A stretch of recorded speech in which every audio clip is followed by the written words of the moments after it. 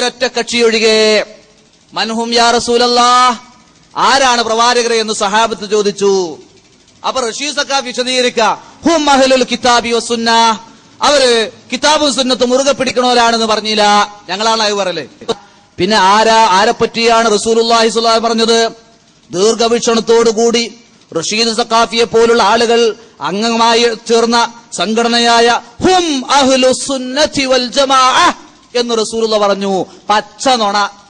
എന്റെ പ്രസംഗം കേൾക്കുന്ന ഏതെങ്കിലും മുദദ്ദിസുമാരോ മുതഅല്ലിമാരോ മുസ്ലിയാക്കന്മാരോ ഉണ്ടെങ്കിൽ ആ ഹദീസ് ഒന്ന് കൊണ്ടുവരി, ഇപ്പൊ തന്നെ കൊണ്ടുവരി.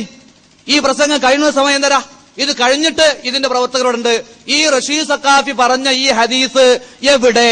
ഇടക്ക് മൗലവിയുടെ വെല്ലുവിളി നിങ്ങൾ കേൾക്കുമ്പോ തെറ്റിദ്ധരിക്കരുത്. പണ്ടത്തെ പോലെയല്ല മുജാഹിദ് മൗലവിമാർ ഇപ്പൊ വെല്ലുവിളിയൊക്കെ ഏറ്റെടുക്കലുണ്ട്, ചോദിച്ചാൽ മറുപടിയൊക്കെ പറയലുണ്ട് എന്ന് നിങ്ങൾ തെറ്റിദ്ധരിക്കരുത്. അത് ഒതായി നിവാസികൾക്ക് ഒരുപക്ഷെ മൗലവിമാരെ പറ്റി അറിഞ്ഞുകൊള്ളണമെന്നില്ല. വളരെ സാധുക്കളാണ്. ഞാൻ സാധാരണക്കാരെ അല്ല പറയുന്നത്.